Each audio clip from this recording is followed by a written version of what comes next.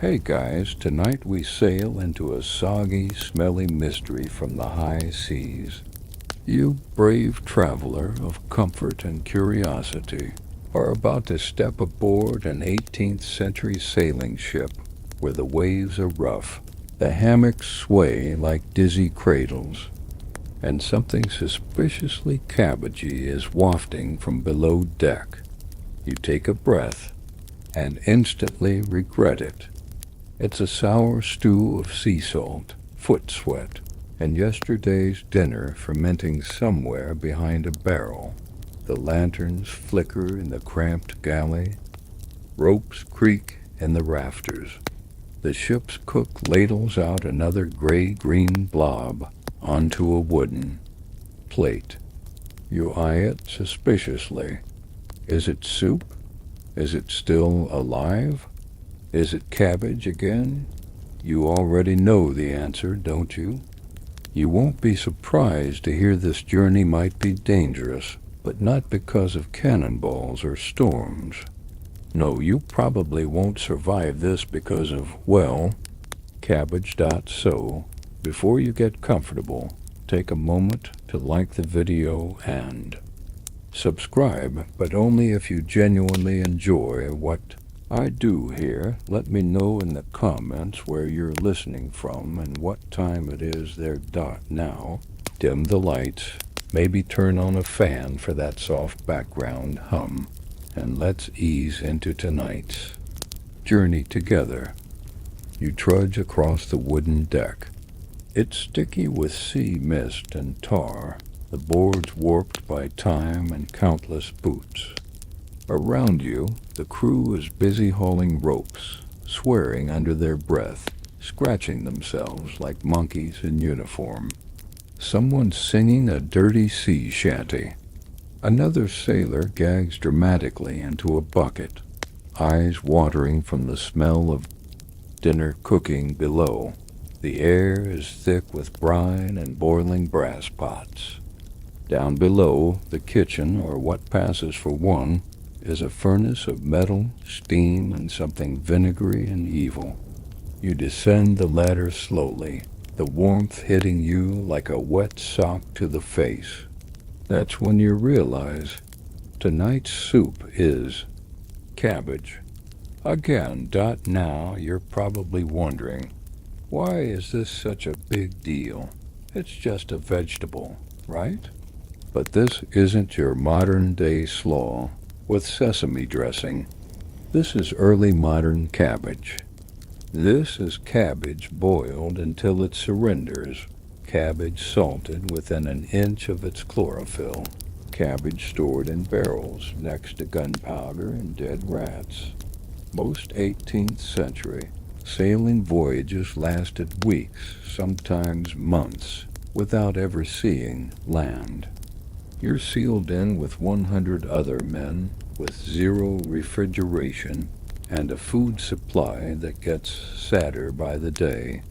You eat what you're given, and what you're given usually is cabbage. Sometimes dried, sometimes stewed, often fermented, always suspicious. Historians still argue whether sailors actually hated cabbage as much as we think, or whether later stories just exaggerated it for dramatic flair. But every record agrees it was ever present, and it never got better with time. Ship rocks gently as you peer at the meal in front of you. Some gray bread, a ladle of thin stew that smells like feet. Maybe one small lump of meat that may or may not be meat. Floating in the middle of it all is that greenish mess, soft, stringy, and oddly sweet. That's cabbage, and it has nowhere else to be. Your neighbor, missing 2 teeth and wearing a sock as a hat, grins at you. Good stuff tonight, he mutters. Then he chokes slightly, not from emotion, from indigestion. This was the daily ritual. Breakfast? Maybe a leftover biscuit. Lunch? A cold chunk of something salty. Dinner? a warm, slimy echo of yesterday's sorrow. Usually, with Cabbage. Now imagine doing this every day for 3 months. The food wasn't just bad, it was dangerous. Poor nutrition led to weakened immune systems. Wounds didn't heal. Gums turned purple. You watched your crewmates slowly lose their teeth like melting snowmen. One sailor claimed Cabbage was the cruelest prank of all. Looks like food, tastes like ship rope. And yet, for all its horror, Cabbage had a mission. It was meant to save you. See, doctors at the time had started noticing that fermented cabbage, especially in sauerkraut form, might help prevent scurvy. That's right. This villain of your stomach may have been your only ally against a disease that made your bones rattle and your flesh rebel. But try explaining that to your taste buds. Try telling your gag reflex that science might approve of the smell. Try not to cry when you find cabbage in your shoe because someone stored rations there. One French admiral apparently banned it entirely after his cabin boy got stuck in a barrel of the stuff during a storm. He was fine, mostly, just smelled wrong. For a year. Still, some ships embraced it like gospel. Barrels of sauerkraut were treated like gold, even guarded during stormy nights. One paranoid captain tied his cabbage barrel to the mast so it wouldn't roll away. Another reportedly gave fermented cabbage as birthday gifts to his officers. May you live long and smell foul, he toasted. Meanwhile, pirates, yes, actual. Pirates raided ships not for treasure, but sometimes for fresh supplies. They weren't always looking for gold doubloons. Sometimes they just wanted to steal your lemons and your cabbage. Because unlike you, they knew how rare a decent meal was. And so here you sit, 1 foot dangling above the bilge water, the other tucked under your knee. You sip your soup slowly, trying to ignore the way it tastes like vinegar-soaked sadness. A rat scurries by. It sniffs your bowl and thinks better of it. Welcome to life at sea, where the biggest threat isn't mutiny, or weather, or pirates. It's what's in your bowl. You wake up with a jolt, not from cannon fire or crashing waves, but from a cabbage burp sneaking up on you mid-dream. The hammock sways gently, but your stomach not so much. It gurgles with protest because what you ate last night is still doing unspeakable things inside you. You swing your legs over the side, and the ship groans like it knows what's coming. Another day, another meal that smells like boiled laundry water. You shuffle to the galley, rubbing your eyes, and prepare yourself for the second most disappointing moment of the day, the first being when you remember there's no coffee. This is the sailor's diet, or as it's lovingly known among the crew, death by dinner? Let's break it down together. Breakfast? Maybe some ship's biscuit. Sounds charming, right? Like something you'd find in a bakery window. Wrong. These hardtack biscuits are basically edible bricks. Flour and water, baked until they're hard enough to chip with tooth. And they often come with teeth specifically, the tiny kind left behind. By weevils, you knock one against the table. It echoes. A man 2 hammocks away shouts, "Keep it down." Next up, salted beef. It sounds hearty, maybe even tasty. But this isn't the kind of beef you'd find sizzling on a plate. This is meat that's been soaked in brine, then boiled until it resembles gray jelly. It often smells like old socks dipped in vinegar, which, coincidentally, is what's usually floating in the pot next to it. Add a splash of grog, a delightful mix of rum, water, and regret, and you've got yourself a balanced breakfast. Balanced in that it leaves you equally weak, dizzy, and contemplating whether chewing on your boot might be better. And then, of course, there's cabbage. Cabbage was the wild card. Sometimes it was fresh on the first couple of days, if you were lucky. More often it was boiled beyond recognition or fermented into sauerkraut. By the second week at sea, the cabbage had outlived its welcome. By the third week, it had developed a personality. It clung to everything. Your breath, your shirt, the dreams of a better life. Historians still argue whether cabbage was included in rations because it was practical or just because it was cheap and no one wanted it on land. Either way, it became a staple, and it came with side effects. For starters, it produced gas. No surprise there. Imagine 100 men sealed below deck with barrels of sauerkraut and no fresh air. It wasn't just unpleasant, it was a safety hazard. One spark from a lantern near the wrong bunk, and the ship might get taken off like a cannonball dot. There are reports, real or exaggerated, of captains banning cabbage stew before storms because it made the crew sluggish and belligerent. One midshipman even wrote in his log, "We are in open rebellion against the cabbage." The cook may not survive the evening. The worst part? It was all they had. You glance around the table. The man next to you is gnawing on a bone, like it might remember being meat. Another uses his biscuit as a hammer. Someone in the corner is trying to barter a small spoonful of honey contraband luxury for anything that isn't green and slimy. And yet, somehow, it's still considered a hot meal. You try not to breathe too deeply as you take your turn with the stew. It jiggles unnaturally. You suspect it might bite back. You scoop a little onto your spoon, blow on it, because apparently you're polite even when suffering in taste.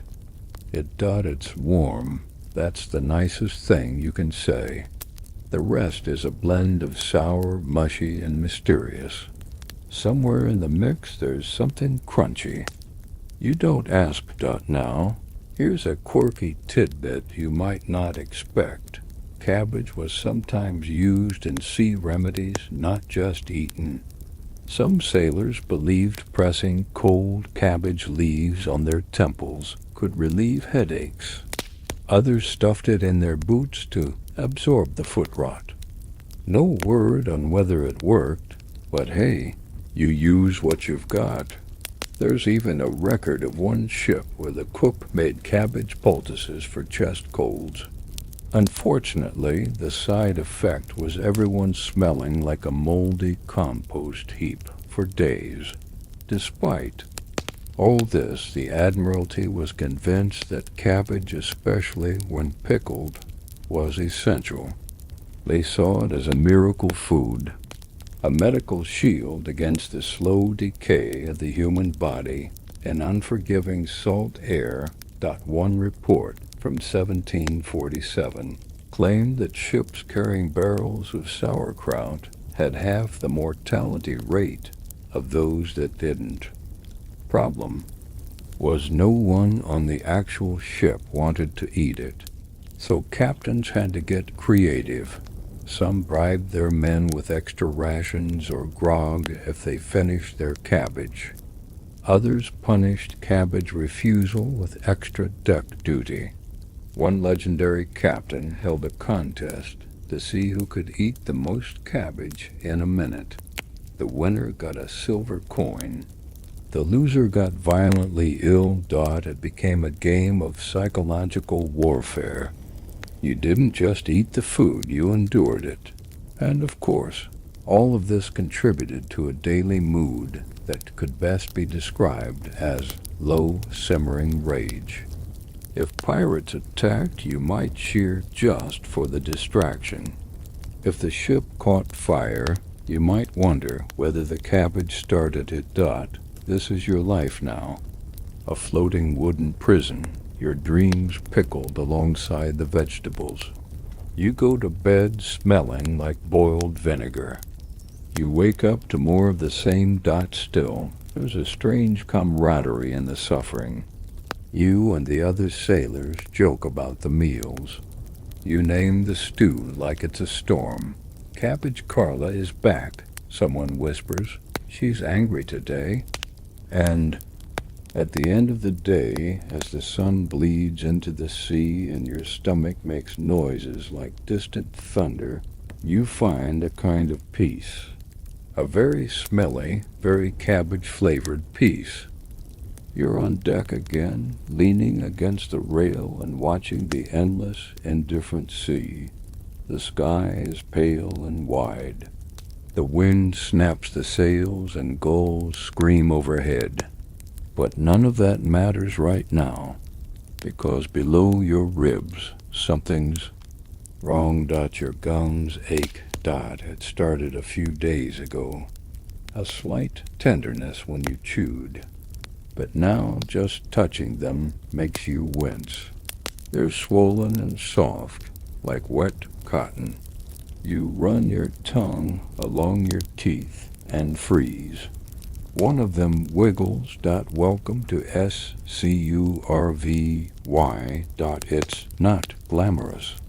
Not like dueling pirates or surviving hurricanes.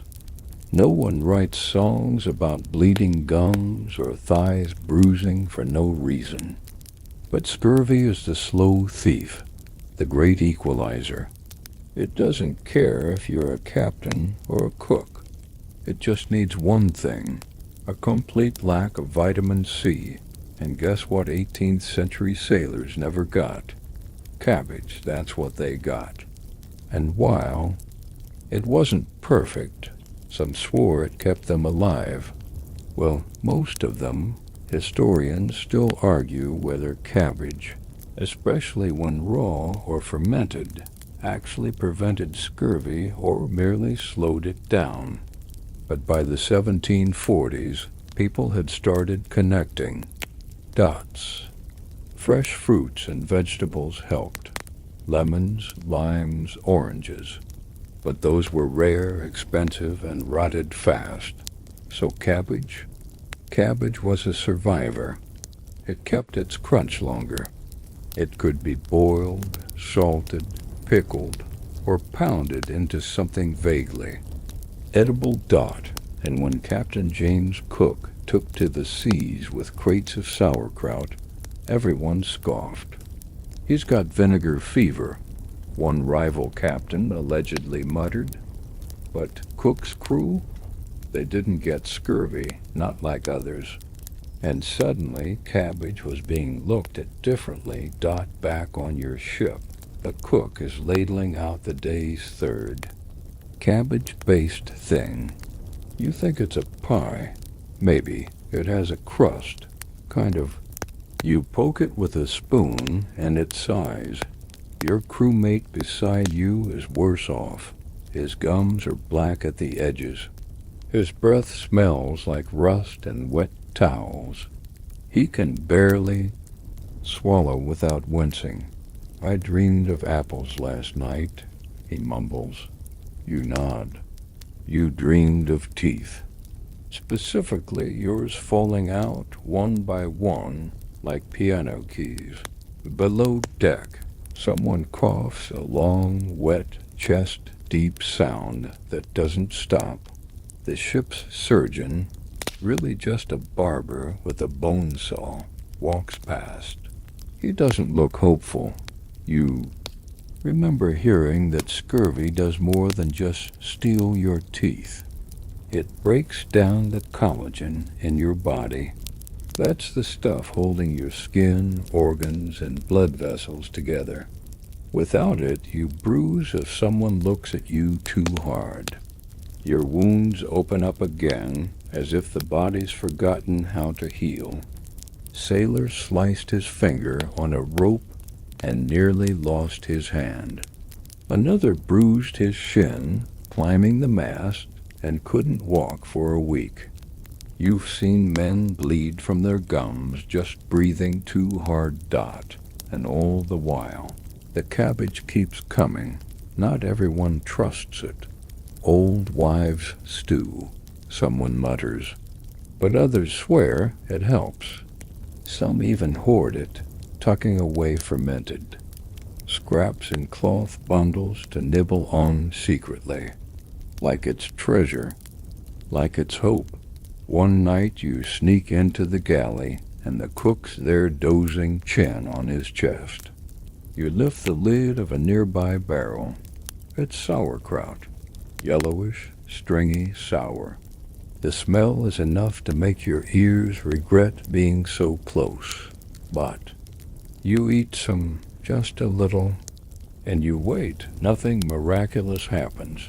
Your gums still throb. Your bones still ache. But maybe you feel a little steadier. A few weeks later, someone tries an experiment. A line is drawn on the deck, and two groups form. One eats cabbage every day. The other avoids it entirely, opting for more biscuit and beef. 3 weeks in, the no-cabbage group is noticeably worse. One man can't bend his fingers anymore. Another keeps fainting while climbing the rigging. The cabbage crew? Not thriving exactly, but surviving. They're bruised and grumpy, but they can stand. And that's something. Still, there's no winning here. Because even if cabbage does help, you have to actually eat it. Over and over and over. It clings to your clothes. It invades your dreams. One sailor starts referring to his pillow as the head cabbage. You assume it's a joke. You hope it's a joke. One night in the darkness, you hear whispering from the hammock above. Do you think, the voice says, we'll ever eat something red again? You don't answer. You're too busy trying to remember what red even tastes like. Meanwhile, letters from shore trickle and delayed, crumpled, sometimes illegible. One mentions oranges. You feel a pang so deep it startles you. Another mentions fresh bread. You forget for a moment that bread can be soft, warm, alive. One sailor reads a letter that includes a recipe for buttered carrots and peas. He cries, not loud, not messy, just quiet sobbing into his sleeve. You try to sleep. The hammock sways, your stomach lurches. Someone is snoring like a dying walrus. But none of that is why you stay awake. It's the taste in your mouth. Sour. Damp. Like something fermenting behind your molars. And somewhere down in the hold, another barrel of sauerkraut waits. The barrel sloshes gently as the ship rocks, its briny contents gurgling like a creature breathing in its sleep.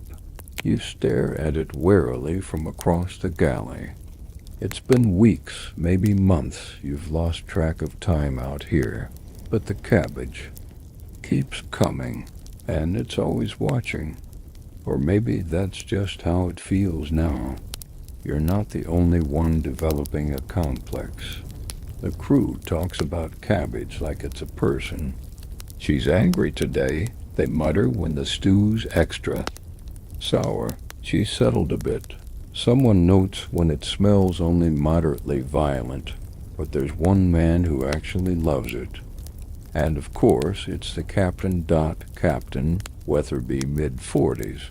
Sun-creased skin with eyes like cracked glass and a voice that sounds permanently unimpressed, has an obsession. And it's not gold or glory or rum, it's sauerkraut. And he wants you to love it too. He's got a journal, leather-bound and blotched with salt, filled with Cabbage entries. You've seen him leaf through it lovingly, whispering things like, "The January batch, yes, slightly tart, but firm-bodied." Historians still argue whether he was genuinely health-conscious or simply Cabbage-mad. And now you've been volunteered to help with the Cabbage rations review, which is fancy talk for stand next to the captain and pretend this doesn't smell like someone boiled socks in a puddle. You don't dare say no. He might throw you overboard for blaspheming the kraut. So you stand there as he uncorks a fresh barrel, eyes gleaming. A hiss escapes fermented gas meeting ocean air. The smell hits you like a slap made of vinegar and regret. Your vision goes slightly cross-eyed. The captain inhales deeply. "Ah, crisp," he says, as if he's sniffing a rare wine. Note the brine balance. Exceptional. You nod politely. One of your eyebrows might be trying to escape your face. Captain James Cook. You remember reading about him before the voyage did. The same thing. He insisted on carrying barrels of sauerkraut on his voyages. Not because he enjoyed tormenting his crew, but because he genuinely believed it saved lives. And history, annoyingly, supports him. Cook's ships were famously scurvy-resistant. He kept meticulous records, even forced his officers to eat sauerkraut publicly, hoping the rest of the crew would follow out of sheer peer pressure. It sort of worked. And over time, Cabbage gained a weird kind of prestige. Back in your current, less legendary situation, Captain Weatherby has decided to try the same method. He stands on deck each evening with a small ceramic bowl of sauerkraut, theatrically chewing. In front of the crew. It's not catching on. "Look at him," whispers Jenkins, the carpenter's mate. "Eating that like it's pie. You try not to laugh?" The captain might have Cabbage-sensitive hearing. Some sailors find clever ways to dispose of their rations. One tucks his under the mast. Another flings his portion into the sea, whispering, "To Neptune with all due respect." Once, someone stuffed sauerkraut into a cannon barrel. It clogged the breech and delayed a drill for 2 hours. You suspect Jenkins? Still, the captain persists. He even has a favorite spoon silver with a little Cabbage leaf engraved in the handle. He polishes it nightly like it's a holy relic, and despite all odds, the man seems healthy. No bleeding. Gums. No bruises. He climbs the rigging like he's 20 years younger. Is it the Cabbage? Or is he just too stubborn to get sick? You wish you knew. One night, while scrubbing the deck by lantern light, you overhear 2 midshipmen debating. "I'm telling you," says one. "He talks to the barrels." "No," says the other. "He sings to them." You pause your scrubbing. "You mean like lullabies?" There's a silence. "Sea shanties," comes the whisper, "but soft for the fermentation." You choose not to investigate further. Some truths are best left pickled. Still, the obsession is working in strange ways. The cook starts getting experimental. He adds sauerkraut to hardtack crumbs, then to fish. One morning, horrifyingly, it shows up in a pudding. You take one bite and briefly forget your own name. And yet, you feel okay. Better than expected, anyway. You're still seasick, still haunted by the smell of cabbage in your socks. But your gums aren't bleeding. Your joints don't ache. You can still lift a rope without whimpering. Which brings us to a fringe fact. Some crews believed sauerkraut had mood-balancing properties.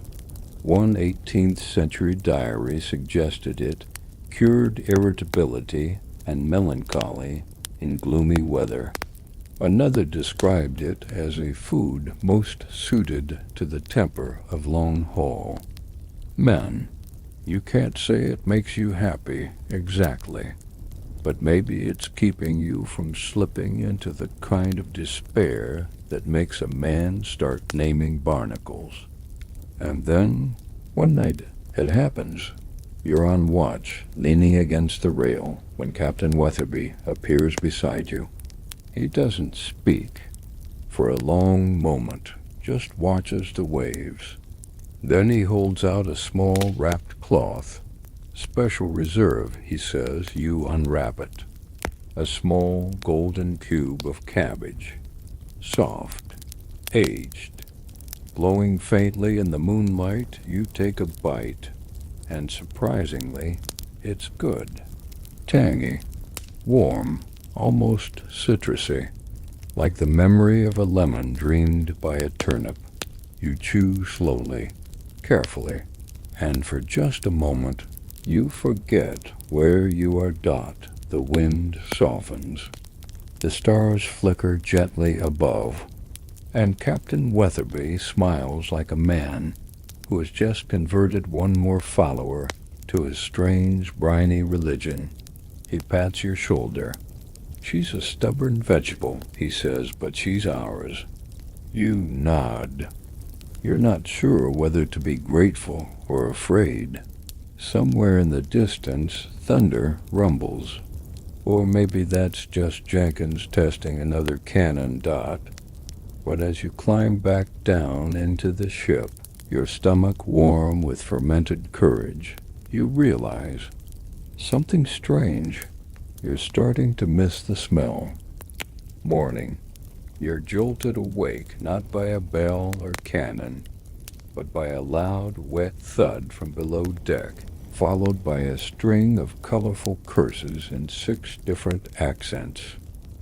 The ship lurches gently, groaning in the way only ships and deeply offended stomachs can. You swing out of your hammock, rubbing your eyes. The scent in the air is familiar. Too familiar. Sharp, vinegary, a bit aggressive, like a wet sock dared to become food. Cabbage. Again, but this time something's different.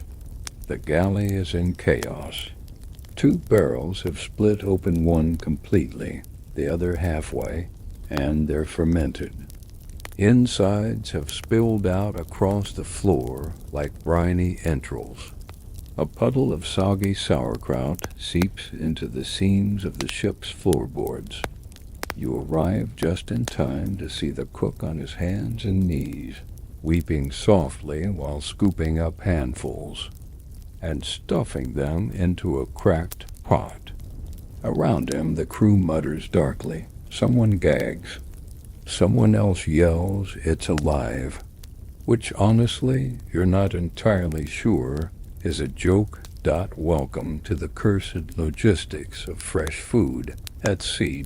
You see, on land, spoiled food is an inconvenience. On a ship, it's a potential mutiny trigger.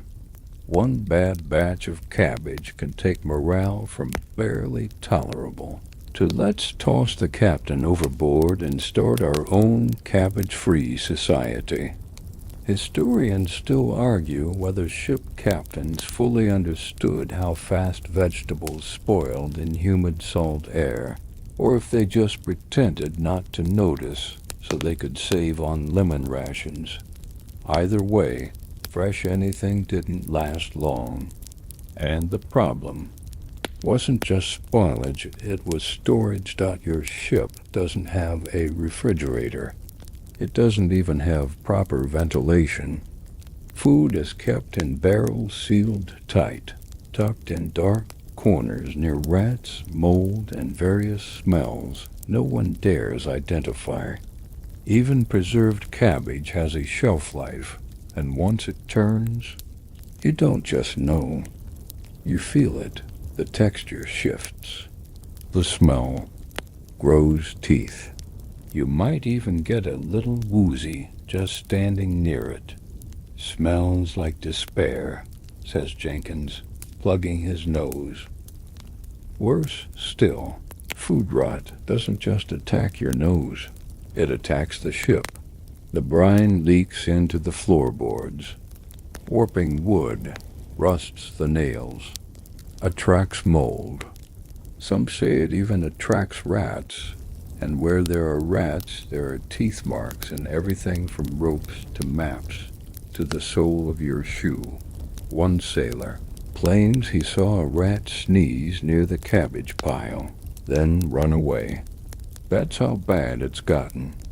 Even the vermin are scared, but the cabbage still comes aboard, voyage after voyage, because alternatives are scarce. Fresh vegetables rot within days. Fruits mold. Meats go rancid unless drowned in salt. And dried foods hardtack, salted fish, smoked pork lack that sweet vitamin C dot, which means sauerkraut, pickled cabbage, and other preserved horrors must be stocked in bulk. The quartermaster calculates your journey's needs with grim precision. At least a cup of kraut a day per man for 20 weeks. Multiply by 2 for losses due to rot, rats, and sabotage. Yes, sabotage. You overheard the cook last week muttering about someone slipping lemon peels into the kraut barrel to speed things up. It had the opposite effect. Now it smells like gym socks and citrus regret. And because of the storage issues, your cabbage gets creative dot. It seeps into other foods. You've had it mixed into flour, folded into dumplings, and once horrifyingly disguised as pudding. That was the worst day of your life. And you're including the time you got stuck in a latrine during a storm. One creative sailor tried drying strips of cabbage in the sun and rolling them like cigars, called them sour smokes. He said it helped with seasickness. Mostly it made him cough until he passed out. Even the captain is losing faith. You pass his cabin one night and hear him talking softly to a barrel. "We trusted you," he says. "We gave you everything." Another day, during roll call, a crate full of cabbage slips its rope and slides across the deck, taking out 2 men and nearly crushing a cabin boy. They weren't seriously hurt, but the crate cracked open, and the smell took out morale for 3 straight days. After that, a few men refused to eat from any open barrel. Others swear the cabbage is starting to turn. One even calls it cursed. There's talk of a cleansing ritual. Burn it, someone suggests. Burn the kraut, and let the ship breathe again. But fire on a wooden ship is no one's idea of a good time. So instead they try prayers, chants, a few cloves of garlic nailed to the hold door. Jenkins crafts a tiny cabbage doll and stabs it with toothpicks. It's unclear whether this helps. Still, the rot spreads.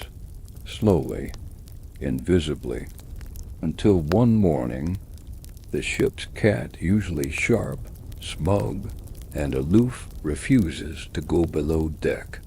It hisses at the galley entrance and flees. That's not a great sign. You realize the smell is permanent now. It's seeped into your clothes, into your skin, even into your dreams.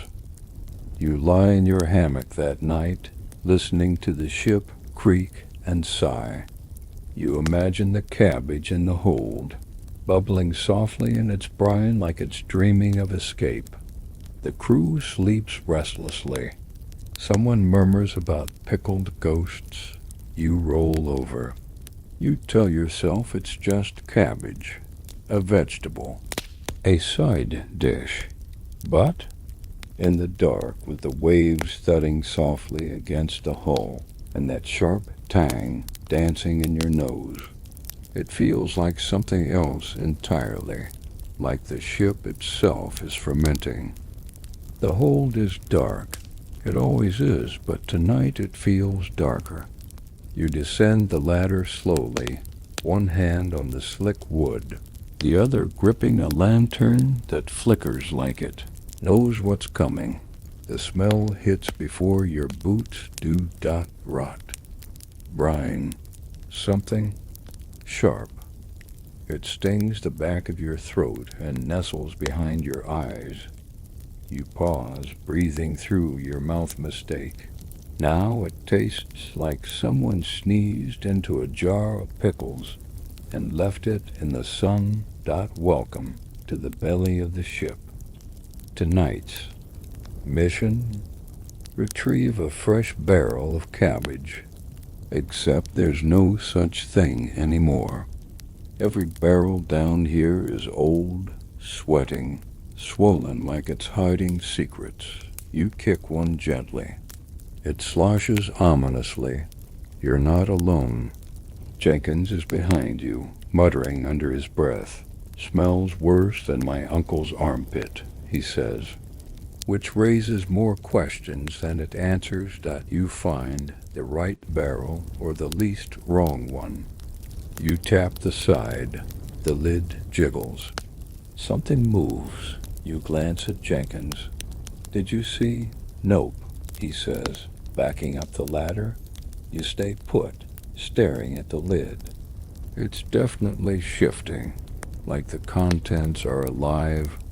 An angry dot. This is the part of the voyage where people start getting nervous about the food, about each other, about what's real. Cabbage, as it turns out, is not just a vegetable.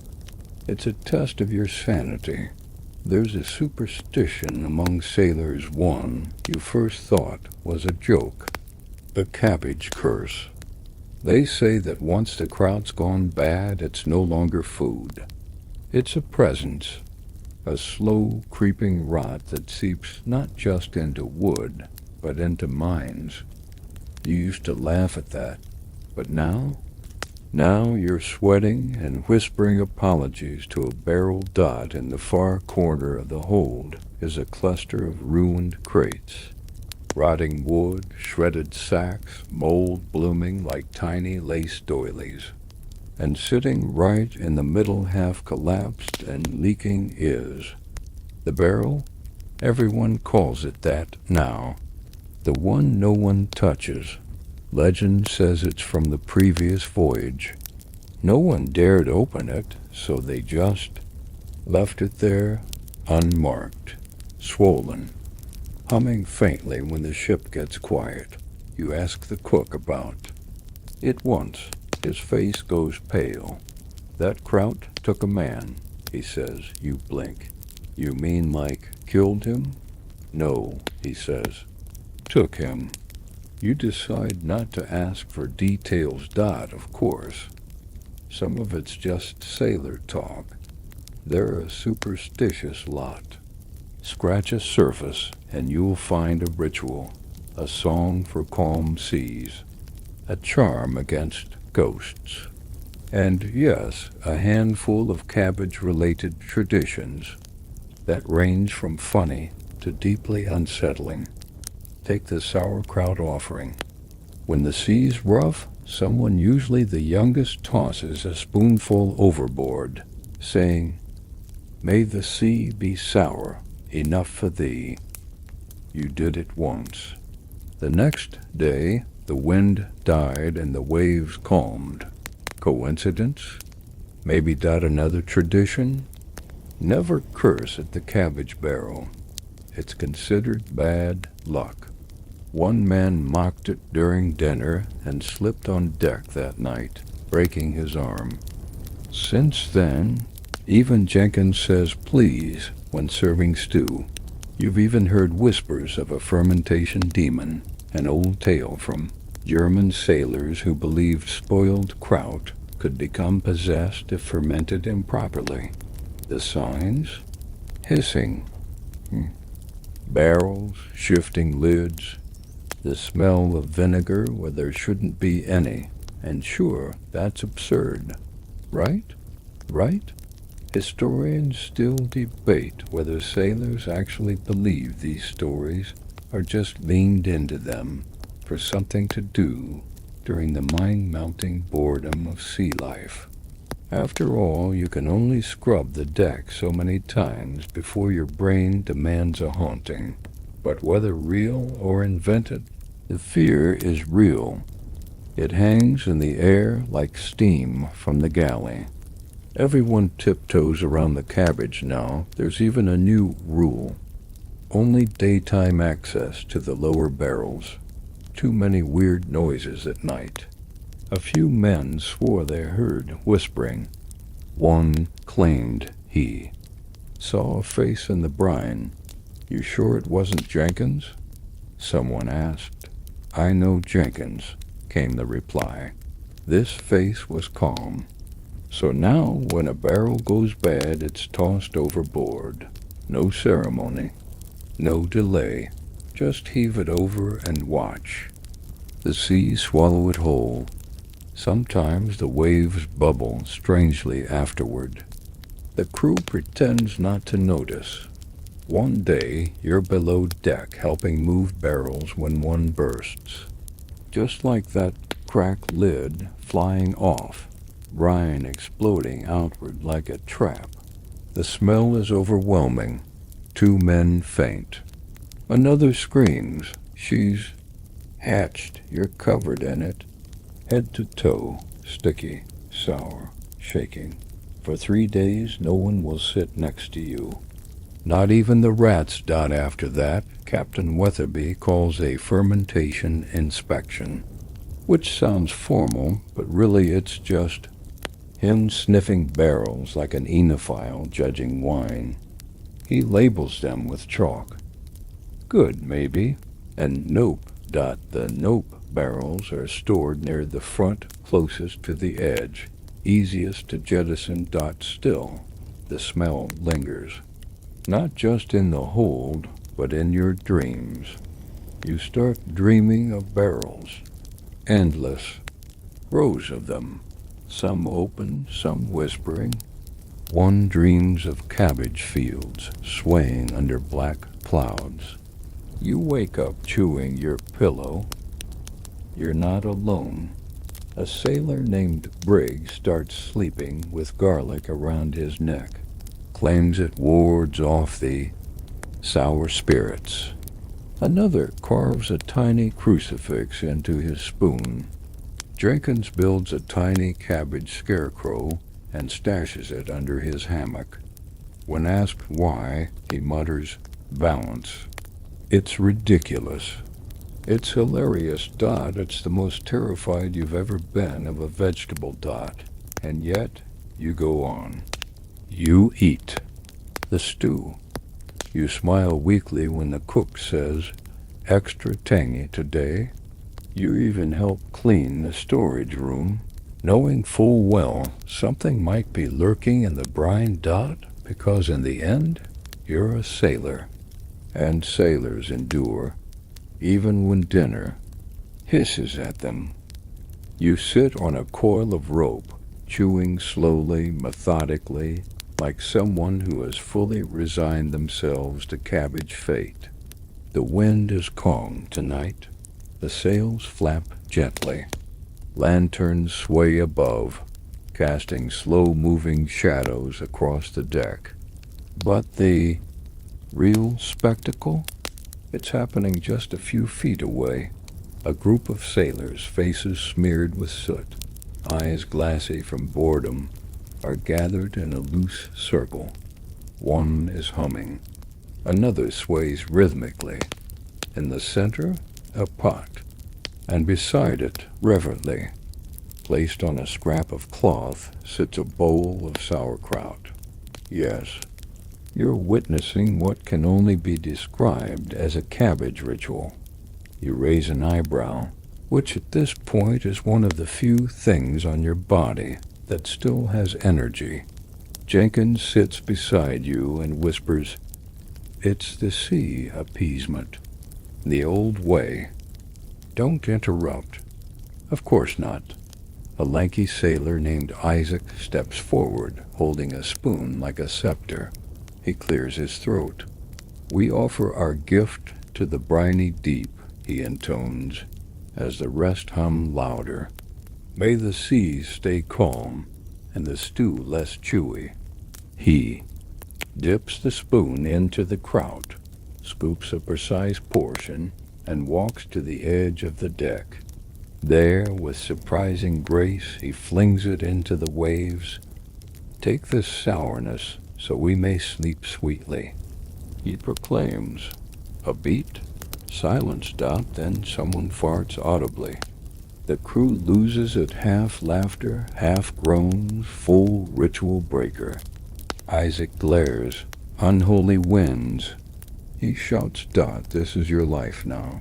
But let's rewind a bit. These Cabbage-based rituals aren't just the sleep-deprived ramblings of men too long without oranges. There's real historical weirdness here. Quirky shipboard traditions, especially among long-haul crews, ran deep, and food was often at the center of them. Historians still debate how seriously these were taken. Were they genuine beliefs? Sarcastic coping mechanisms? A little of both. Either way, they existed, and Cabbage, being always nearby and mildly offensive, became a regular guest in sailor superstition. Take the first boil. On the first day, Cabbage was cooked on a fresh voyage. Some ships required a portion to be set aside and buried in the corner of the hold to seal the voyage. On one occasion, a sailor refused to do it, claimed it was vegetable voodoo. The next day, the wind died, and the ship sat dead in the water for 2 weeks. Coincidence? The crew didn't think so. There's also the infamous barrel blessing. Before tapping a new sauerkraut barrel, someone, usually the cook or the youngest crew member, had to knock 3 times, then say, "Awake, O preserve one." If you forgot, expect bad luck. Spoiled meat. Sudden nosebleeds. A seagull pooping directly on the compass. You saw it last week. No one knocked. The stew was sourer than usual, the rigging tangled overnight, and Jenkins tripped on a rope and landed in the spittoon. No one forgot the knocking ritual after that dot. And then there are the songs. Good heavens, the songs. They're not in the official logs, of course, but passed down, whispered, hummed in dark corners of the galley. Sauerkraut, my sailing friend. Stay fresh until our journey's end. Don't bubble, burst, or turn to glue, and we'll not throw you in the blue. It's catchy. Disturbingly so. You've caught yourself humming it more than once while scrubbing the rails. One sailor insisted that every time a man swore near the Cabbage barrel, it soured the spirit. So now when someone stubs a toe or curses the weather, they apologize to the brine cask, out loud, with a bow. Some even leave a button as penance. The ship's dog Barnaby, a crusty little mongrel who mostly sleeps and growls, has taken to, guarding the cabbage stash. No one trained him, no one asked. He just appeared there one day, curled beside the biggest barrel, snoring and drooling protectively. You suspect even the dog's in on it now. You've seen worse, honestly. On one voyage, a ship had a carved cabbage idol in the shape of a woman's face named her Lady Lacto. Every Friday, they'd feed her a spoonful of fresh kraut and leave her in the sun to recharge. That ship reportedly completed its journey in record time and with no casualties. So here, tonight, as the crew sings their odd lullaby to the sea, tossing spoonfuls overboard and saluting the sour, you find yourself doing the unthinkable, respecting the ritual. Not because you believe in it necessarily, but because you need to believe in something. The ocean is vast. The sky is empty. The food is terrible. And if singing to a vegetable keeps the storm away, or at least makes the smell more tolerable, then you'll hum along. Salt and wind and brine and bite guide our ship and hold us tight. Cabbage curls and cabbage stew keep us safe and sailing through. You catch the captain watching from the shadows. He gives a solemn nod, then disappears below, probably to check on his sacred reserve. You lie back on the deck, feeling the night wrap around you like an old, sour-smelling blanket. The stars shimmer like spilled salt. The waves slap against the hull, rhythmic and patient dot, and beneath it all, you swear you hear it. The soft bubble of fermenting cabbage, echoing from the hold like a heart still beating. Ritual or not, you sleep soundly that night. You wake up to yelling, not the usual sort. No one's fallen overboard. The sails aren't tearing, and there's no cannon fire. This is more specific, targeted, personal, and very, very cabbage-related. You swing out of your hammock and immediately smell something smoky and sour. Your nose wrinkles instinctively, even before your boots hit the floor. By the time you make it to the galley, it's chaos. The cook is shouting, red-faced and ladle raised like a weapon. 2 deckhands are holding back Briggs, whose shirt is torn and whose hair appears to be lightly singed. What happened? You ask Jenkins, who's munching calmly on a biscuit, like this is standard Tuesday fare. Cabbage stew, he replies, mouthful. Went too far? Too far? Turns out Briggs, tired of the endless sour slop, decided to take matters into his own hands. He snuck into the galley during the night and added rum to the morning stew. Not just a splash, a generous pour. His reasoning: everything tastes better drunk. The result? A flaming pot, a scorched ladle, and a galley full of boiling cabbage soup that now smells like someone tried to brine a pirate. It was the final straw. The crew has had enough.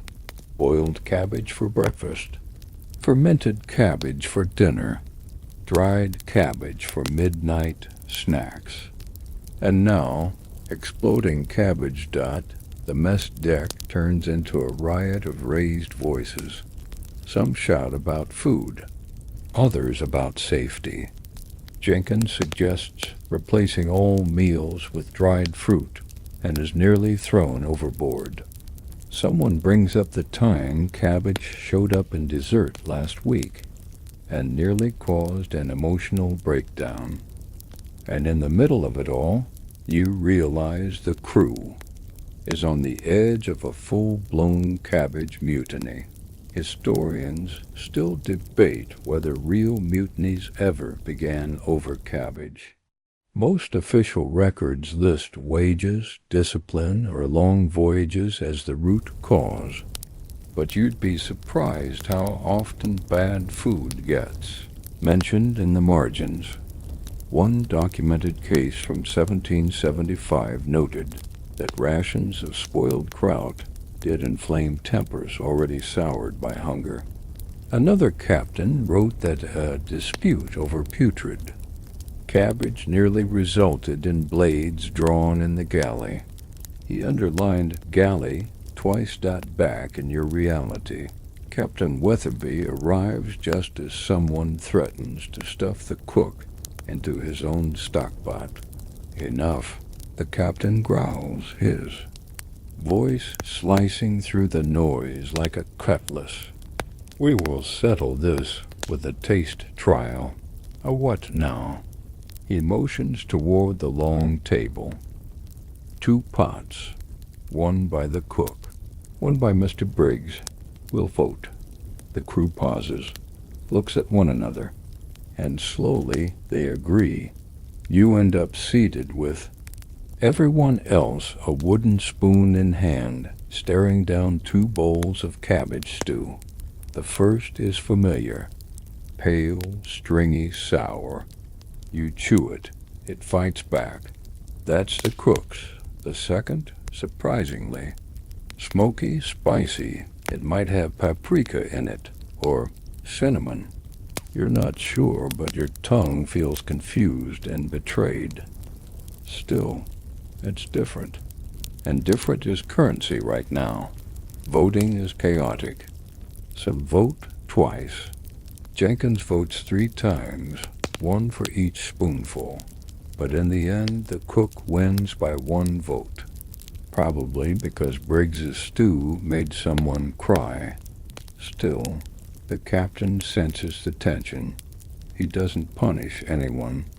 He doesn't yell. He just sighs, gestures to the barrels, and says, "Very well. We'll introduce variety." The next day, the cabbage stew is served with pepper. The day after that, it's got onion shavings. By the 3rd day, there's even a crouton floating in one bowl. It's stale, but it counts. You've never seen the crew so hopeful, but not everyone's happy. The cook is grumbling more than usual. He feels betrayed. His sacred stew, altered, tainted. He starts muttering things under his breath, probably curses, or recipes, or both. And then one evening, the unthinkable happens. The cook disappears. You hear the news at dusk. "Gone," says the boatswain. "Vanished. Left a ladle behind, just the ladle." A search turns up nothing. The only clue?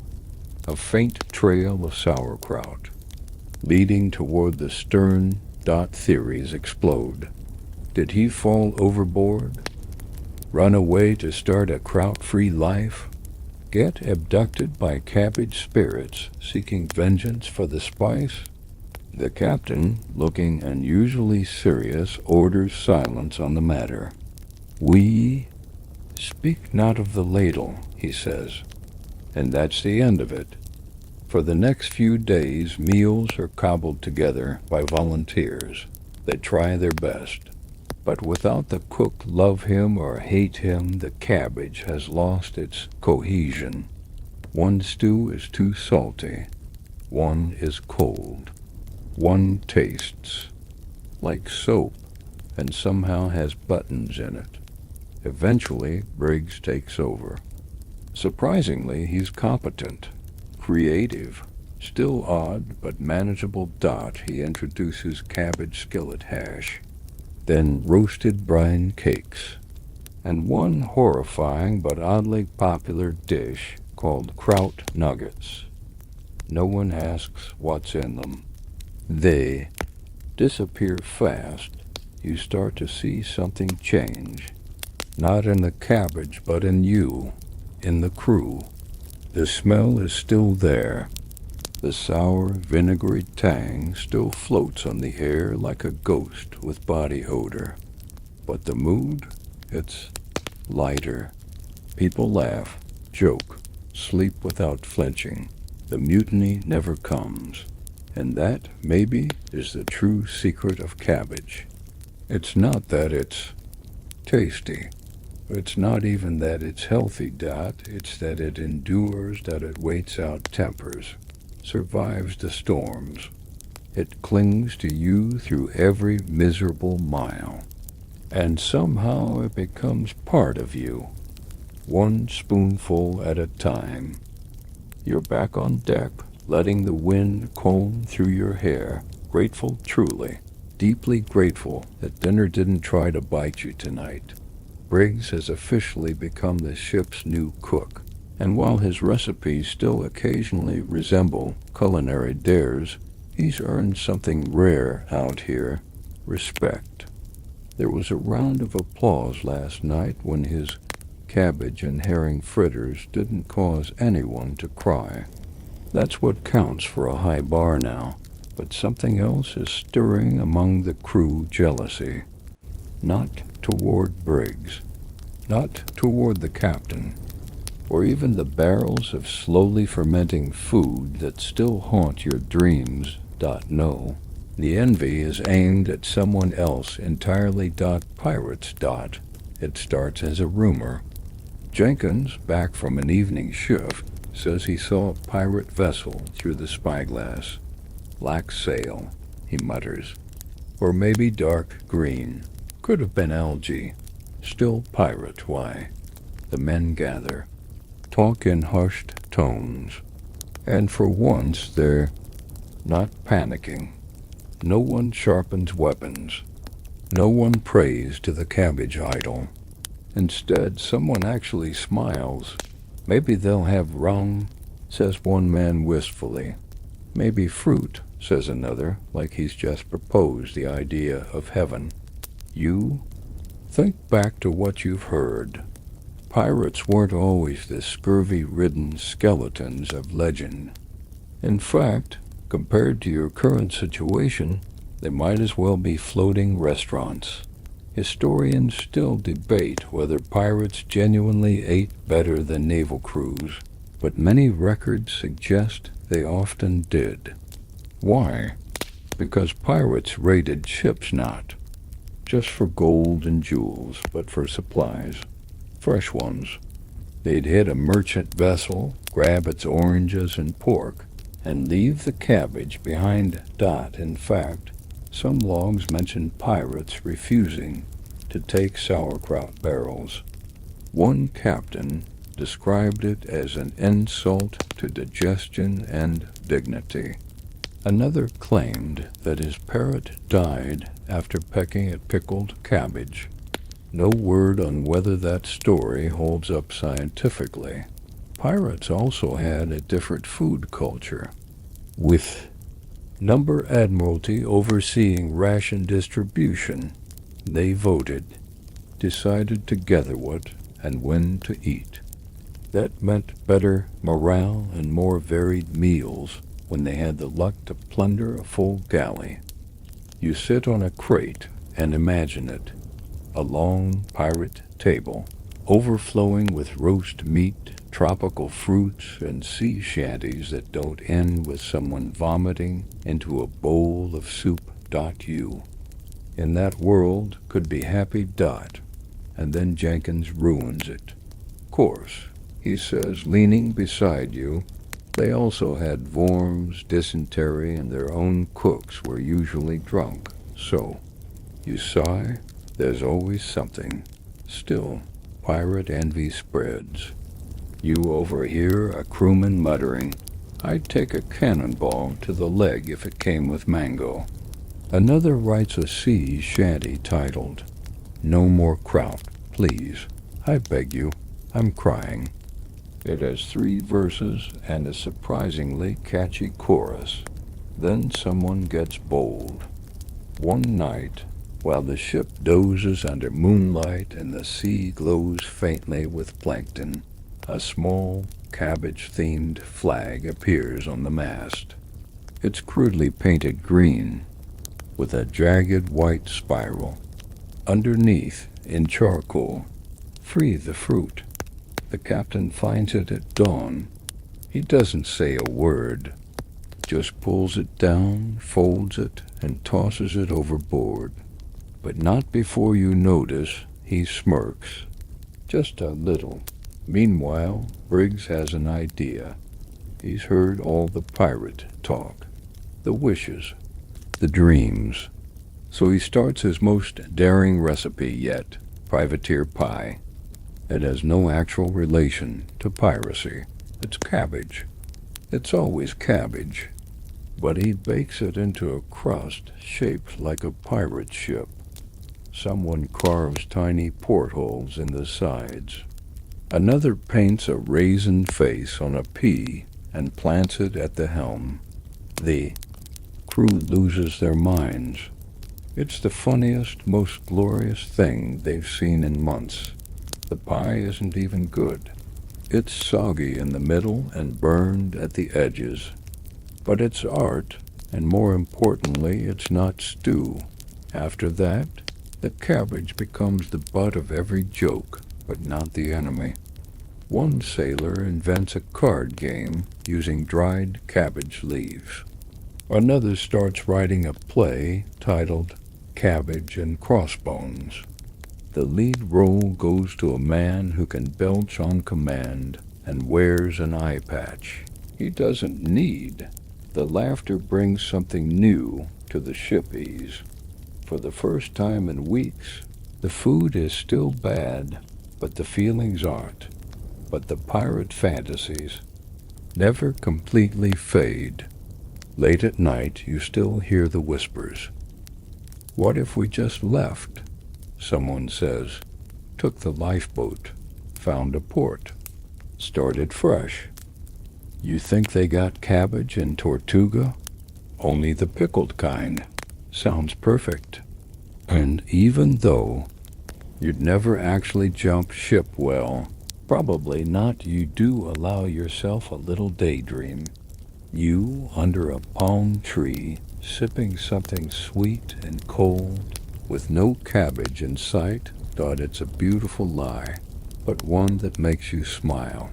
Because even out here in the middle of a cabbage-filled nowhere, hope still floats. You're sitting on a crate again, watching the sunset smear itself across the sea like jam on soggy toast. Dinner just ended, and for once you didn't gag. Not because the meal was good, it was still cabbage, but because it had something new in it.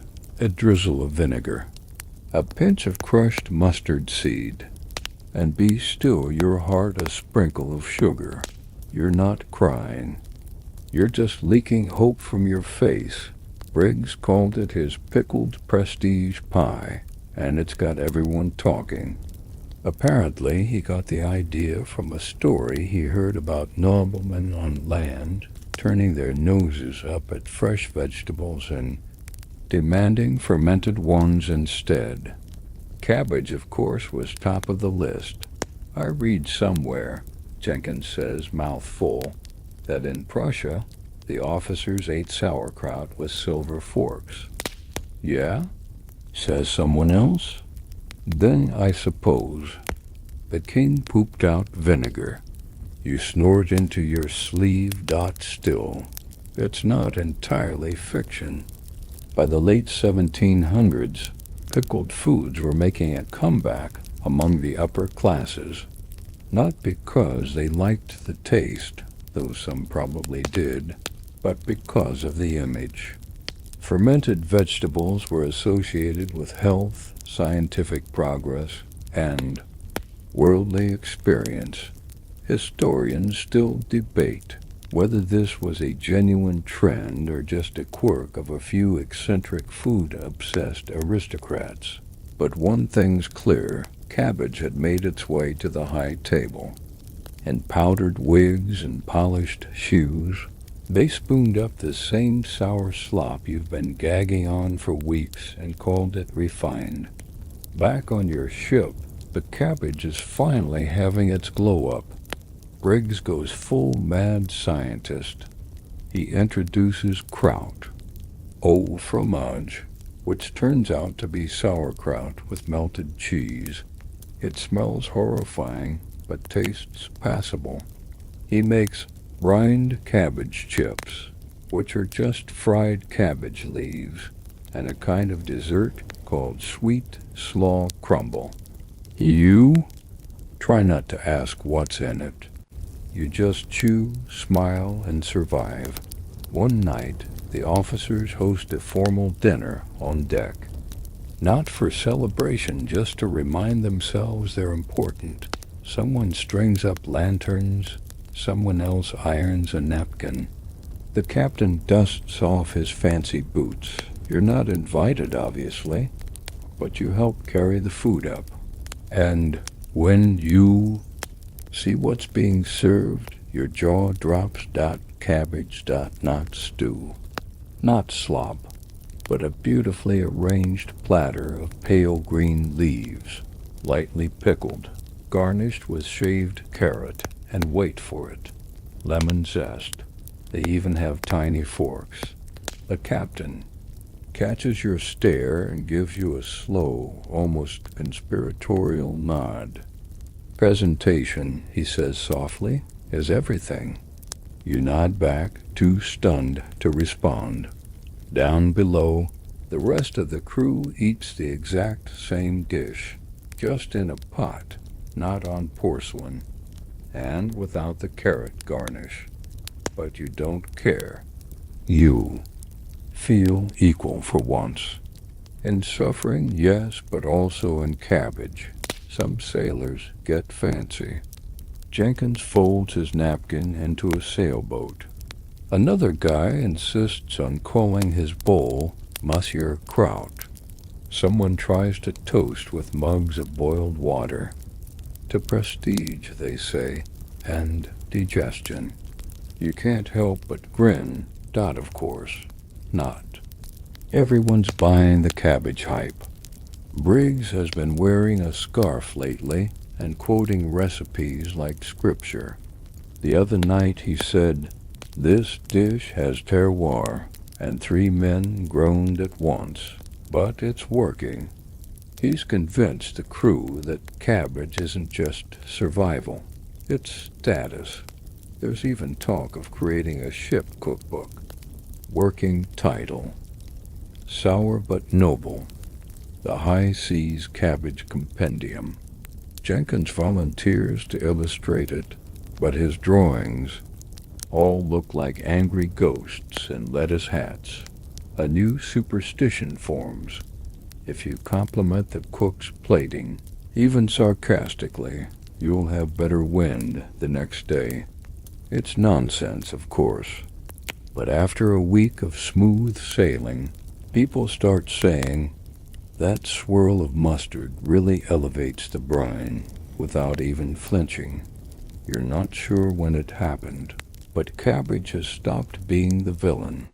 It's become a project, a weird, salty little friend you all take turns dressing up. You still hate it, but you hate it together. One day, a messenger pigeon lands on deck. Real land news. Everyone gathers as the captain reads the note aloud. A banquet was held in Vienna, he says, where pickled cabbage was served beside roast duck and praised as the elixir of travel. He pauses. "See?" Briggs says. "Prestige." That evening dinner is quieter, calmer. A strange sense of pride fills the air. You eat your cabbage and fish turnover slowly, thoughtfully, like a man savoring a 5-star meal. It's not, obviously, but you pretend that the stars come out. The wind is soft. A lantern glows above you, casting warm light over the table. Someone hums the "No More Kraut" song, but this time it sounds almost fond. You close your eyes, lean back and smile.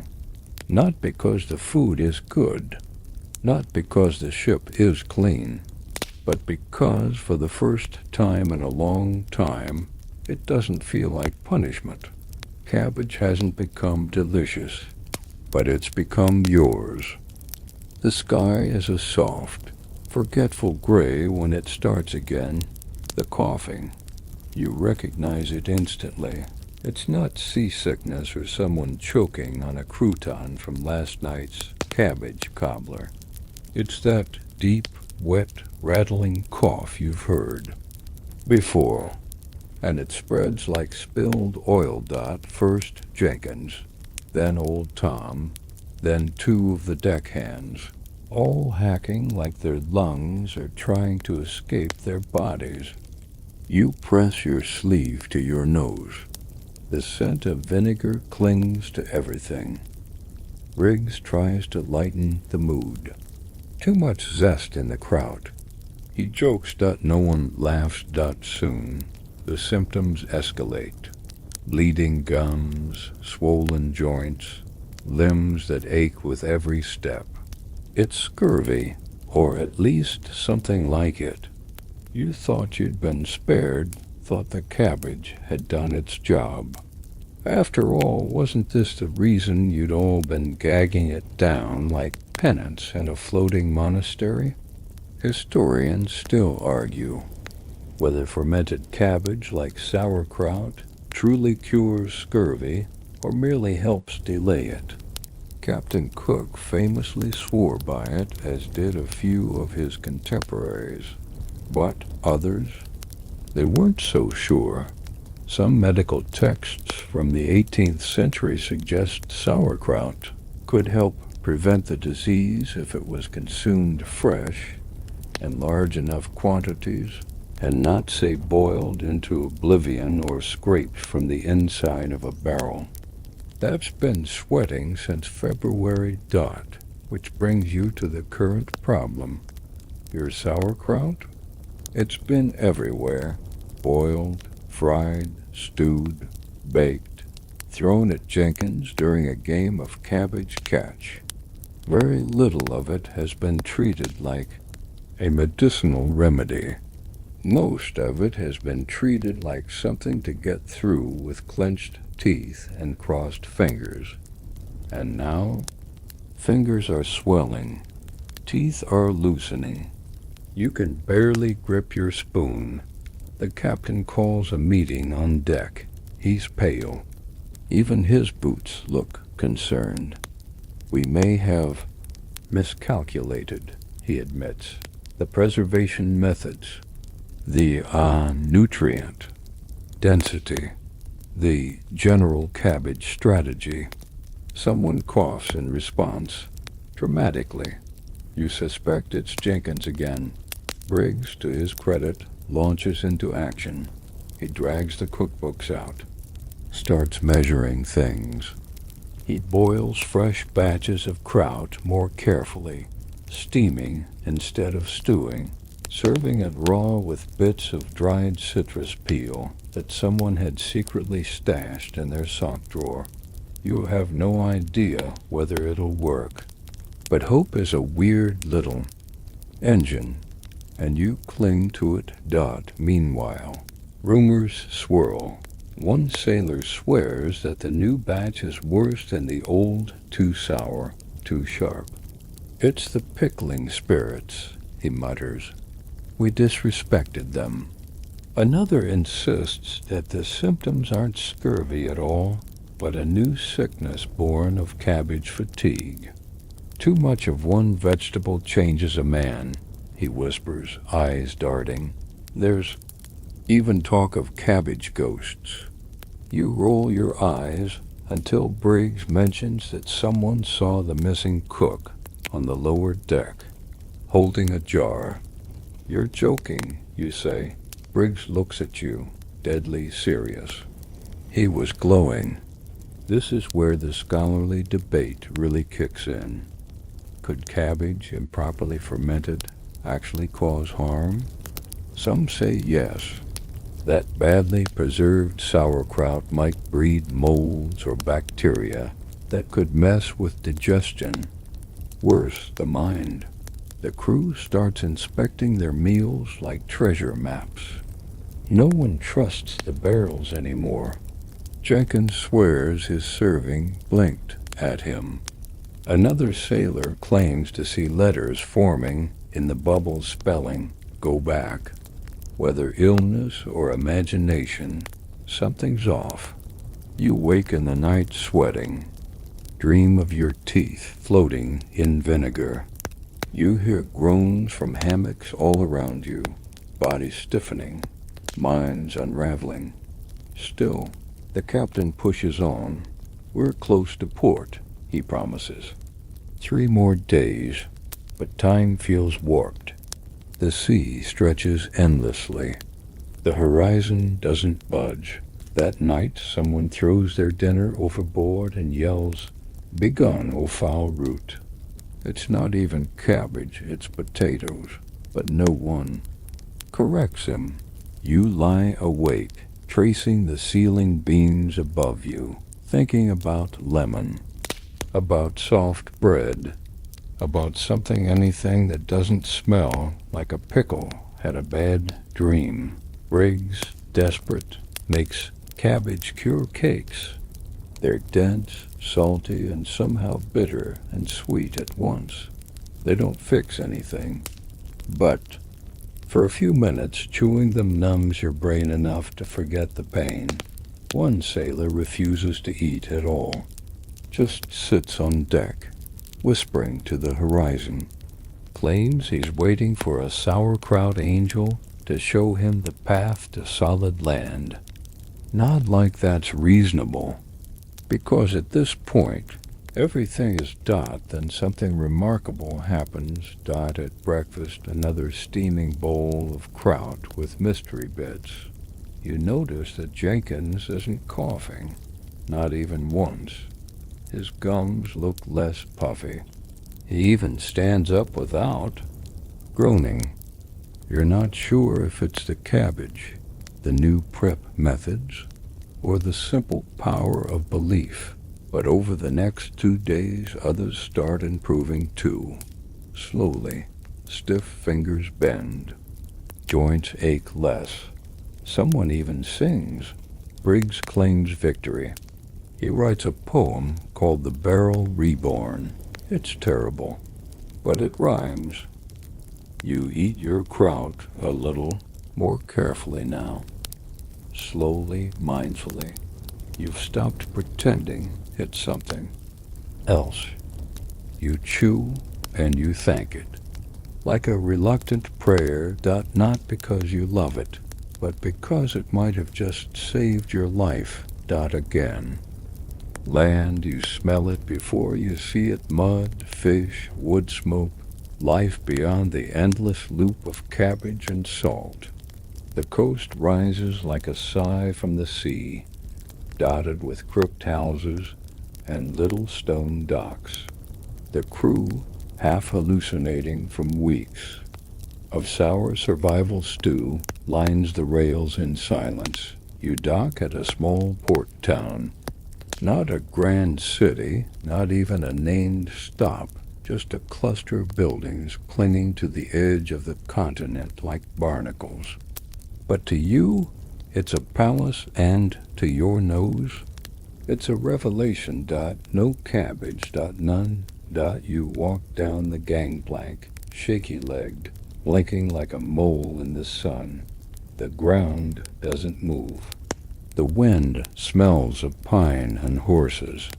Your stomach growls with anticipation and confusion. Jenkins hugs a tree. It doesn't hug him back. He weeps anyway. The captain gives strict orders. 2 days for repairs, trade, and supply. And maybe, if the weather holds, A little mercy. You scatter into town like hungry ghosts. There's a tavern by the dock. You step inside, ducking under the low beam, and nearly cry. On the bar sits a basket of apples. Actual apples. Red, shiny, unapologetically uncabbage-like. You take one. You bite. And it's like the world REALIGNS dot later. Over ale and something.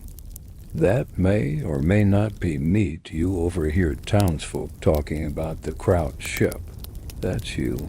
That's your crew. Word has spread. The smell, apparently, arrives an hour before you do. Had to air the dock, one fisherman says.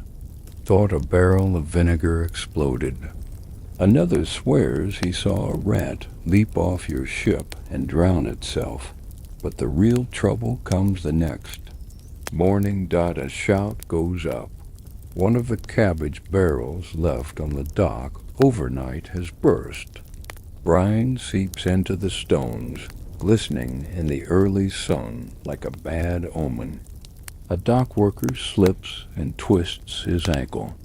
Someone screams that it's the sickness. Panic spreads faster than reason. Historians still argue whether sauerkraut ever actually caused disease in port towns. Most agree it's unlikely, but in places without proper sanitation or where superstitions ran deep, even the smell of something rotten could send a community into a spiral. You stand by helplessly as a town official demands that all barrels be removed immediately, off the dock, out of the bay, into the sea if you must. The captain tries to explain. It's preserved, medicinal, but no one's listening. The stench has already been deemed cursed. Holy water is brought out. A priest waves a book at the offending barrel. One child throws a tomato and hits Jenkins in the leg. He doesn't mind. He eats it. By noon, the crew is hauling barrels back aboard, even the good ones. No trade today. No market interest. Every vendor wrinkles their nose when you approach, waving hands and whispering about the fermented plague. A boy offers to take your coin for a pear. Then he sees the sauerkraut stain on your sleeve and drops the fruit into a welcome to Cabbage quarantine. That night, the captain convenes a meeting. Faces are grim. Supplies are low. Morale is strangely giddy. We were too bold, Riggs mutters. Too brined. Still no one's sick. Not truly. Not anymore. And that's what stings. The cabbage worked. It carried you across storms and silence, past mutiny and malnutrition. And now, the reward? Rejection, suspicion, accusations. We saved ourselves, Jenkins says, raising his mug. And they think we're cursed. A toast follows. A very soft, very vinegary toast, and in that moment, you understand something strange.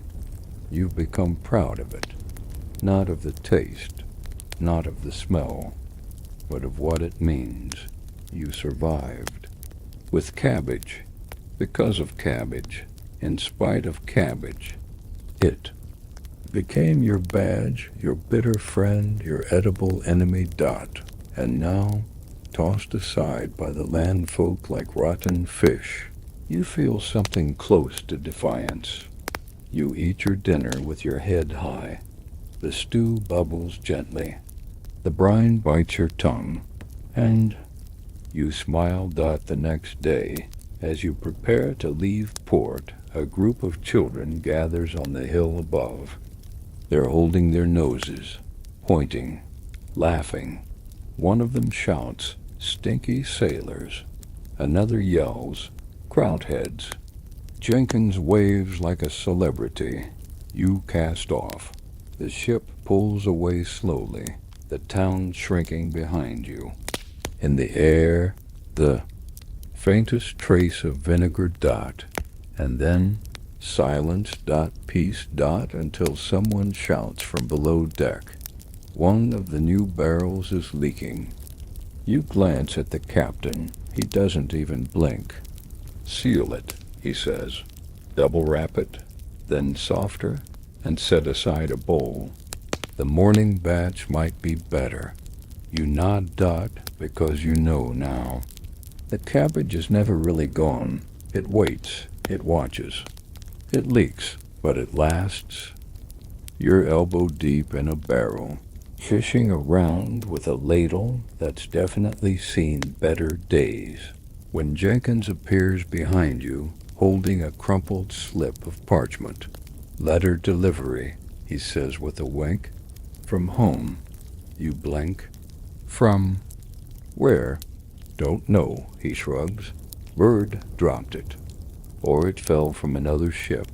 Or maybe the cabbage summoned it. Who's to say? The crew's sense of time and causality has become questionable lately. But it's definitely a letter greasy around the edges, ink smudged.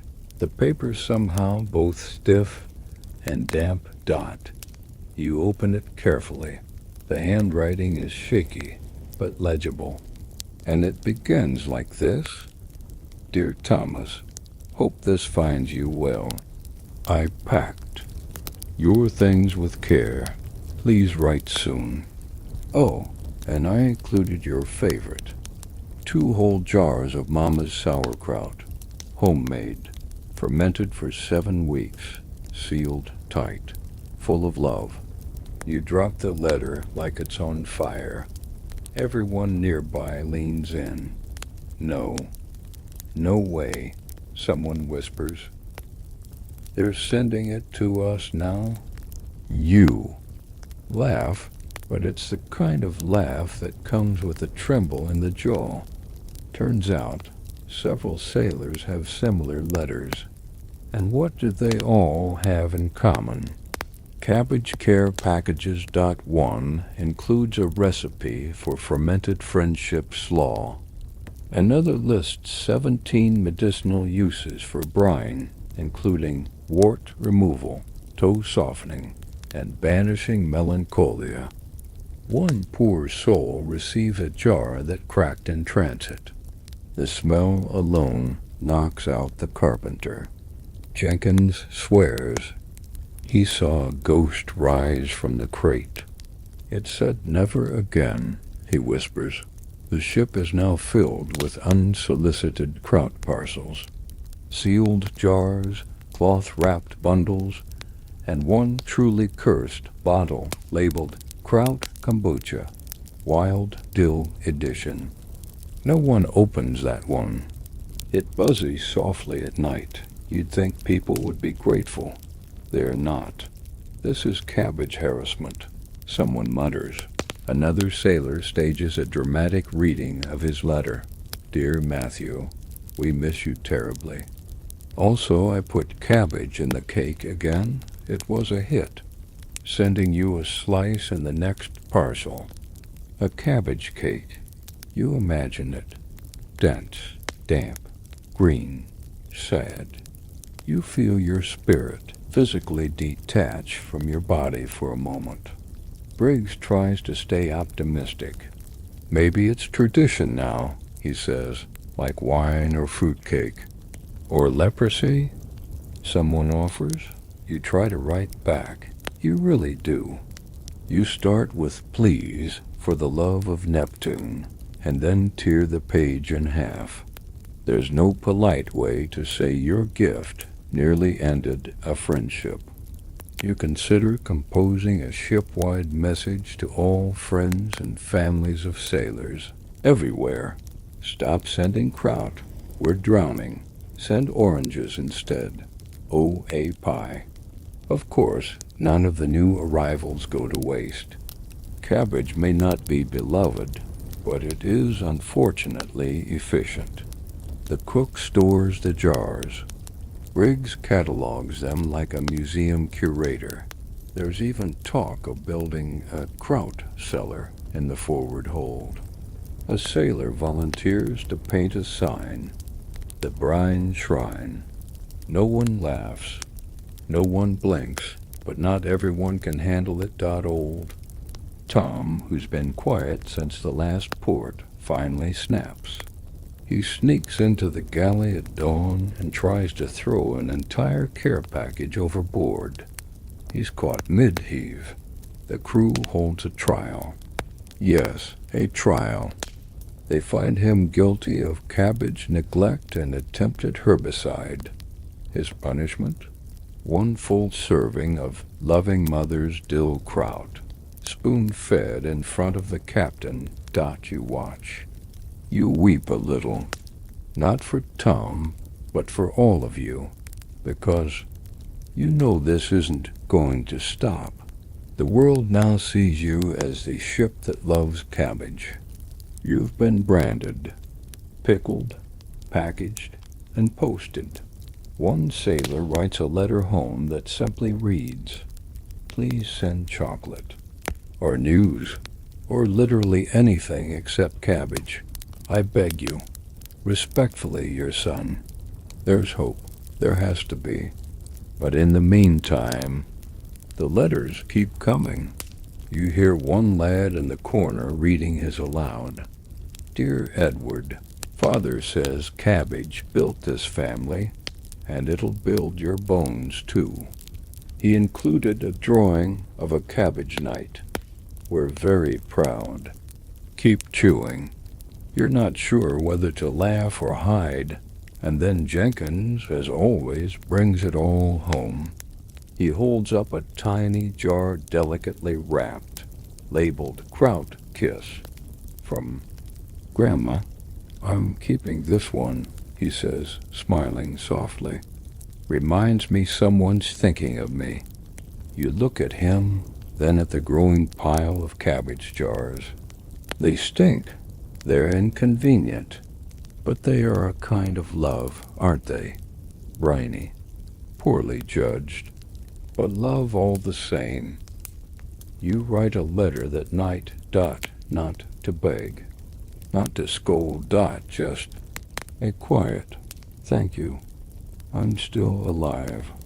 It's not pretty, but I'm alive." And you seal it with fingers still smelling faintly of dill and vinegar. Rain. The kind that starts as a mist and slowly upgrades itself to something that feels personal. It weeps from the sky in a slow, soaking curtain, and the ship creaks like it's trying to complain politely. You're in the forward hold again, checking on the barrels, because they've been moving, not rolling, not sloshing. Breathing, or at least, that's what it sounds like. You kneel beside one of the oldest casks, the one with a cracked lid and a stain down the side that looks eerily like a screaming face. The brine around it is foamy. The air is sour, but not just cabbage sour chemical, almost metallic. You lean in, and then you see it. A seam in the wood giving way, a slow, deliberate bubble rising from inside. You don't scream. You don't panic, You simply back away and say aloud, "Nope," because by now you know better. This is no longer just fermentation. This is fermentation with ambition. Words spreads fast. The next day, the crew starts calling it the barrel. Just that. No other name needed. It becomes a character, a threat, a shared burden. No one will touch it. No one dares. Even Briggs refuses to open it, and this is a man who once made kraut pancakes. On a dare, the captain orders it moved to the rear of the ship, away from supplies, wrapped in oilcloth, roped down. marked with chalk symbols that might be prayers or warnings. Do not open, someone scrawls. Still angry, adds someone else. Historians still debate whether ships ever actually sank because of Cabbage. There's no definitive record of a barrel bringing down a vessel, but several logs hint at cargo spoiling so severely that rats abandoned ship. Masts grew mildew, and morale sank lower than the bilge dot. You start to wonder, could Cabbage, in its final, most aggressive state, become a kind of sabotage? The signs are there. Rats won't go near the barrel. Neither will the ship's cat. In fact, the cat left 3 days ago. Just vanished. Some say it jumped. Others say it merged with the Cabbage. You don't ask. Then the accidents begin. A rope slips. A barrel topples. A sail unfurls at the wrong time, smacking a crewman so hard he forgets what year it is. The cook burns a hand on a ladle that wasn't hot. Briggs gets locked in the pantry overnight and claims he heard voices whispering. Let it spread. Still, no one mentions the barrel directly. It's a silent agreement. We ignore it, it ignores us. Until the storm. It starts with a squall, light wind, sideways rain.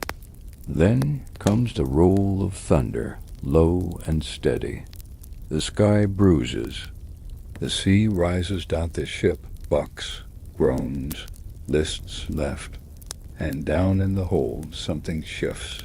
You hear the crash first, then the scream, then the unmistakable slosh of Cabbage that's finally had enough. The barrel has broken loose. By the time you reach it, the brine is spreading fast, a slick, bubbling flood crawling along the floor. The broken barrel lies on its side, wood warped and blackened. The Cabbage, no longer recognizable. It's gray, stringy, pulsing. Someone gags. Someone else says we need fire. The captain arrives. He stares at the mess for a long, long moment, and then quietly, overboard. No ceremony, no prayers, just brute force. 4 sailors, wrapped in cloth and soaked in vinegar, drag what's left of the barrel across the deck. The rain hisses as it hits the brine. You all flinch as the contents squish across the planks. One final heave. A splash. Gone. The sea swallows it. Without a burp, you all stand in silence. Then, from above, sunlight. A shaft of it. Just one, but bright, warm, blessed. Someone laughs. A short, sharp bark of disbelief. Another claps. The wind shifts. The sails catch. The ship breathes again. That night, you eat in peace. The crowd is ordinary, mild, unhaunted. The Jimbin Sea. Cat returns, hopping onto a coil of rope like nothing happened. The crew relaxes. One sailor plays a tin whistle. Another sings a verse of the old, sour but noble song. And for the first time in weeks, no one dreams of vinegar. But you sit quietly, spoon in hand, watching your bowl steam because you know what they all pretend to forget. That barrel was one of many. And fermentation. Always finds a way. The morning after the barrel incident is eerily calm. The sea stretches out flat and silvery, like melted pewter. The crew moves slowly, as if in a daze, their motions fluid, almost reverent. No shouting, no coughing. Even Jenkins is whispering, which is frankly unsettling. There's a sense impossible to explain that something has shifted. You sit on deck, sipping a cup of thin broth that, yes, still contains cabbage. But it's different now, tamed somehow. You chew without flinching. You even taste a hint of salt you don't immediately associate with despair. Below, Riggs is humming. That's your first warning. The second, the smell. Not the usual sharp punch of fermentation, but something milder, almost pleasant. A little smoky, a little sweet. You follow your nose to the galley and find him with a grin so wide it looks dangerous. Today, he announces, we honor our cabbage. You blink. We've been doing that for 6 weeks. No, he says. We've tolerated it, endured it, but now we pay tribute. He pulls a cloth off a platter with a dramatic T-day dot. It's beautiful thin-sliced pickled cabbage, arranged like rose petals, resting on a crisp biscuit, topped with slivers of dried apple and a whisper of honey. Apple cabbage tartlets, he says proudly. You stare, then you eat one, and the universe changes just slightly. Later, the captain makes a speech. He talks about endurance, about hardship, about what the sea takes and what it gives back. He doesn't mention cabbage by name, but everyone knows what he means. That evening, there's a small gathering on deck. Someone plays a tune. Lanterns swing in rhythm. Jenkins reads a poem he wrote, titled The Leaf That Would Not Leave. It is, unfortunately, terrible, but no one minds, because something has happened. A soft turning in the ship's soul. A letting go. The cabbage hasn't disappeared. It never will. It's still in the stew. Still in your boots. Probably still inside the walls. But it no longer owns you. You've survived storms, sickness, suspicion, and the barrel. You've been mocked by townsfolk, haunted by smells, and assaulted by dill, in places dill was never meant to be. And through it all, you're still afloat. That night, you find yourself at the bow watching the stars come out one by one. The ship creaks under you like a slow exhale. Below, a fresh barrel has been tapped. No hissing, no whispering, just the gentle burble of fermentation doing its job. A quiet peace settles over everything. You lean against the rail, breath slow, muscles loose. You think about all the things you feared: pirates, scurvy, mutiny, madness. You remember when a bowl of kraut was enough to make you question your place in the universe. Now it just tastes like something you lived through. You smile and let the sea carry you forward. Now, as your breathing slows and your thoughts drift softly away from the sea, you feel the weight of the waves recede not from the ship, but from within.